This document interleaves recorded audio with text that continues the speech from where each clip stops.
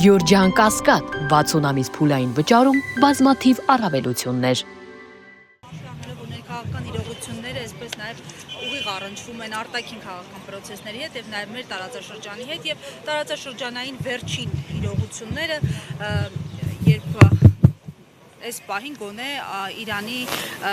առավելությունն էլ մատնանշում փորձագիտական շրջանակները, ինչ սպասել Հայաստանի Հանրապետության համար եւ թրիփի հեռանկարը ինչպիսին է լինելու, եթե ամերիկյան ազդեցությունը այստեղ փաստացի չեզոքացվի։ Հարցադրումները հասկացա, շնորհակալ եմ, բարդ հարցեր են, փորձենք թեզերով ավելի շատ պատասխանել։ Առաջինը կարծում եմ մենք այո, որպես պետություն պետք է շահագրգիռ լինենք, որ պատերազմը Իրանում արագ կերպով ավարտվի, ցավոք սրտի դիվանագիտությունը եւ ռազմական փաստացի գործողությունները միշտ չէ որ համընկնում են, դուք տեսաք, որ թեպետ հայտարարվել էր հրադադար, բայց արդեն Լիբանանի հետ կապված հետաքրքրությունների պատճառով հարցականի տակ է դրվում խնդիրը, բայց մենք մեր հետևությունները անենք։ Առաջինը մեզ այո պետք է կայուն տարածաշրջան, երկրորդը մեզ պետք է միացյալ չտրոված եւ ուժեղ Իրան, որպես հուսալի բարեկամ պետություն։ Ակնհայտ է, որ եթե Իրանը չի պարտվում այս պատերազմում, իսկ կարծեք թե դա արդեն ընդունում են նաև արևմտյան շրջանակները, թուրքական գործոնը էլ ավելի ընդարձակվելու, Հարավային Կովկասում առավել ընդարձակվելու հնարավորություն չի ստանալու եւ սա մեզ համար պոզիտիվ զարգացում է, որտեղ հակառակ պարագայում Ռուսաստանի հետևողական դուրս մղման եւ Իրանի թուլացման պարագայում Թուրքիան ամբողջությամբ կլցներ իրենով տարածաշրջանը։ Հաջորդ հետևությունը, որ պետք է անել այն է, որ ամերիկյան անվտանգային գարանտիաները չեն աշխատում, անգամ այն պետությունների համար, որտեղ ԱՄՆ-ն իրոք ունի ռազմաբազա եւ որոնց իրոք տվել է այդ անվտանգային գարանտիաները։ Հայաստանի պարագայում գիտենք, որ անցյալ տարվա Վաշինգտոնյան հանդիպումից հետո մեզ փորձում էին որպես անվտանգային գործոն հրամցնել Ամերիկայի նախագահի կողմից պարզապես վկա լինել այդ արարողությանը, իսկ մենք տեսնում ենք, որ Պարսից ծոցի երկրներ կան, որոնք ուղղակի ամերիկյան պրոտեկտորատի պաշտպանության տակ են, բայց դա իրենց չի պաշտպանել, չի փրկել տարածաշրջանային պատերազմական գործողությունների մեջ ներգրավելու հնարավորությունից, այսինքն սա եւս մի անուղղակի, բայց շատ կարևոր փաստարկ է բացահայտելու համար, որքան փուչիկ է Նիկոլ Փաշինյանի կողմից հրամցվող այսպես կոչված խաղաղության մոդելը, որը իրականում խաբեության մոդել է։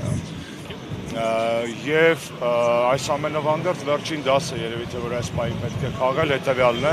եւս մեկ անգամ համոզվենք, որ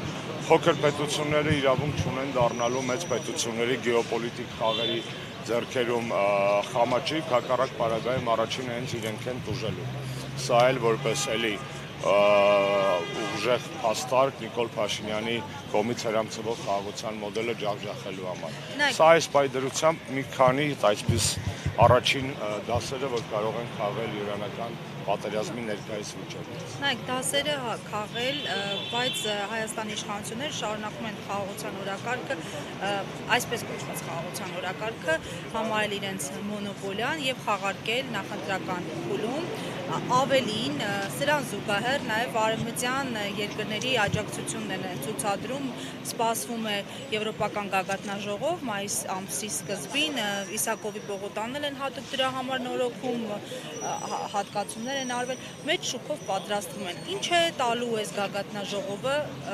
Հայաստանի Հանրապետության եւ իշխանություններին։ Այս առիթով շատ մանրամասն խոսել ենք, նաև մեր համագումարին նախագահ Սերժ Սարգսյանի ելույթում ընդդիմությանն արված առաջարկությունների փաթեթում կար նաև հանրապետականի առաջարկը համաձայնել, որպեսզի մենք համակարգենք միացյալ ընդդիմության, նորից կրկնեմ, միացյալ ընդդիմության ջանքերը այդ քաղաքական համաժողովը ոչ թե նիկոլական խնջույքի էր Հայաստանի դառը իրականության վերաբերյալ ճշմարտություն հասցնելու։ Հայաստանի տեսեք, եթե լիներ այլ ժամանակահատված, այլ իշխանությունների օրոք, ես միանշանակ կողջունեի դա։ Այլ ժամանակահատված ասելով նկատի ունեմ նախ եւ առաջ, որ կարելի էր այդ գագաթնաժողովները տարեկան 2 անգամ են լինում, կարելի էր հանգիստ այս մեկը տանել Բրյուսել եւ հաջորդ աշնանը հետընտրական ժամանակահատվածում գալ Հայաստան։ Ես հաստատ կողջունեի ԵՄ Հայաստան գործընկերային օրակարգի առաջմղումը, եթե այդ օրակարգը լիներ իրական, եթե այդ օրակարգը բխեր Հայաստանի շահերից եւ Եվրոպական միություն Հայաստան Սերժ Սարգսյանի օրոք եւ շնորհիվ ստորագրված համաձայնագրի իրականացումից, այսինքն ձևի մեջ ամեն ինչ կարծեք թե լավն է, բայց բովանդակության մեջ եւ ժամկետի եւ օրակարգի առումով կեղծ է եւ ակնհայտ միտում ունի ոչ թե Հայաստանի եւ Եվրոմիության միջև ստեղծել ավելի ամուր կապեր, օգնել Հայաստանին բարեփոխվելու դառնալ իրականում եվրոպական ստանդարտներին համապատասխանող պետություն, այլ ամեն կերպով աջակցել Նիկոլ Փաշինյանի վերարտադրությանը եւ այստեղ ուզում եմ կրկնել շատ արդիական մի թեմա, որը հիմա միջազգային մամուլը քննարկում է, խնդրում եմ այս թեման հատուկ ընդգծենք։ Ամերիկայի Միացյալ Նահանգների փոխնախագահ գնաց Բուդապեշտ Օրբանին ընտրություններից առաջ սատարելու։ Եվրոպական ողջ լիբերալ մամուլով վայնասուն է բառի բուն իմաստով, որ վայ ԱՄՆ փոխնախագահը գնացել է Օրբանին նախընտրական սատարում հայտնելու համար, դա միջամտություն է ընտրությունների մեջ եւ այլն։ Զավեշտը եւ ցինիզմը այդ եվրոպական շրջանակների այն է, որ երբ որ Վենսը եկել էր Հայաստան եւ նույն բանը անում էր Նիկոլի կողքին, ավելի բաց տեքստերով օգնելով Նիկոլ Փաշինյանին քաղաքական մրցակիցների նկատմամբ առավելություն ձեռք բերելու, եվրոպացիները ողջունում էին, ասում են վայ, այս ինչ լավ այց է, վայ Հայաստանը դեպի արևմուտք է թեքվում եւ այլն։ Այսինքն սա այս դեպքը ընդգծում եմ հիմա, որովհետեւ A արդիական է, B ամենացայտուն ապացույցն է, թե ինչ ցինիկ են, ինչ ծիծաղելի աստիճանի շահարկվում են եվրոպական այն արժեքները, որոնց ես հավատում եմ, վատերն է, որ իրենք չեն հավատում իրենց իսկ արժեքներին արժակած։ Եվ նորից կրկնեմ, եվրոպական քաղաքական հանրույթի հավաքը այստեղ շատ լավ առիթ է ժողովրդին, հասարակության, ընդդիմադիր ուժերին ցույց տալու Հայաստանի իրական վիճակը, ցույց տալու քաղբանտարկյալներին, մամուլի նկատմամբ ճնշումները, ցույց տալու վստահ, այսինքն ով կարա խանգարի մեզ, մեր քաղաքում անել 50-100 հոգանոց պիկետներ կամ ցույցեր կամ տարաբնույթ փողոցային կրեատիվ ակցիաներ, տարբեր պատվիրակությունների դիմաց։ Ուզում եմ մի բանը շեշտեմ, այսօր անպայման այս էլ փորձենք առանձին շեշտադրել, այն որ Հայաստանը ժողովրդավարություն չի, բոլորս լավ գիտենք։ Այն որ դա հրամցվում է որպես ժողովրդավարություն քաղաքական հայտարարություններ, դա էլ գիտենք։ Բայց կան նաև մասնագիտական միջազգային զեկույցներ, որոնք իրար վրա հրապարակվել են։ Վերջինը 2 օր առաջ բրիտանական հեղինակավոր էկոնոմիստի կողմից պատրաստված ժողովրդավարության զեկույցն է աշխարհում, որտեղ Հայաստանը անգամ թերի ժողովրդավարության շարքերում չի դասվել, կան ամբողջական ժողովրդավարություններ, թերի ժողովրդավարություններ եւ կանք մենք նիկոլական հիբրիդային Հայաստանը, որ ասում են հիբրիդային պատերազմ, այդ հիբրիդայինը գլխներին եկավ, որ երրորդ անգամ դիագնոզվել է, որ Նիկոլի ռեժիմը ժողովրդավարական չի, իդեպ Դավիթի առիթով ենք այստեղ, ուզում եմ ասել ուրախությամբ ասել, որ Դավիթը այլևս մեր ոչ միայն ընկերն է, կուսակցական ընկերը, պայքարի ընկերը,